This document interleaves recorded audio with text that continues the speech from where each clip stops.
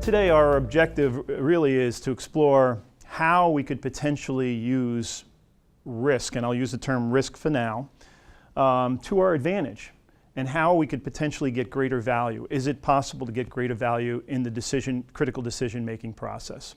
So we'll start with that backdrop. From a risk management standpoint, risk connotes a negative outcome. Its purpose is to uncover the best of worst situations. You know, it's about, in many cases, when you're measuring risk, it's about probability and which one, as you pointed out, in the portfolio and allocation of your resources, and want better than best scenarios as opposed to bad scenarios.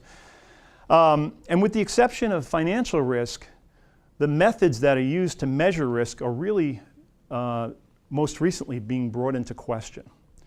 And as you see, a lot of the large accounting firms, the consulting firms, we've all come in with our own techniques, heat maps, checklists, surveys, you know, all qualitative techniques. And that's good to some degree to give you some guidance and trajectory. But the reality is, when you say at the end of the day, this is going to require an investment of dollars, or it's going to take a piece of my margin, that's where it really starts to get sticky. And that's really the genesis, I think, of what we're going to talk about today, too, from an opportunity perspective. There is a great opportunity for risk professionals and operations professionals who have responsibility for risk to be an enabler of value and to support them during the decision making with the right competencies and capabilities. If you look at insurance today, it all focuses on, in the property space, the asset and protection of the asset, protection of the physical inventory, protection of the building. You have transportation, cargo, etc. insurance. But what about pandemics? What about port shutdowns? What about labor strikes? Things that are not physical. Well, they can't measure them, so they don't insure them. However, when we looked at these detailed maps and we looked at the maximum exposure at different points in it, we can get a high watermark. So we took the data, we went to Lexington, which was part of AIG at the time, we went to Zurich, and we went and created a new policy that had a capacity of $100 million in coverage.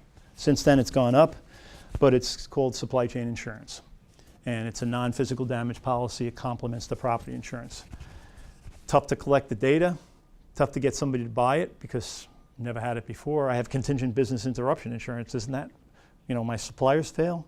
Yeah, but again, it's a physical event, physical trigger. The more large-scale disasters we have, the more we find that in some ways that's the opportunity. Because no one wants to go back to where they were from a resumption standpoint. One company who was doing work with, who was in the screening services business, did drug testing. They were in New Orleans.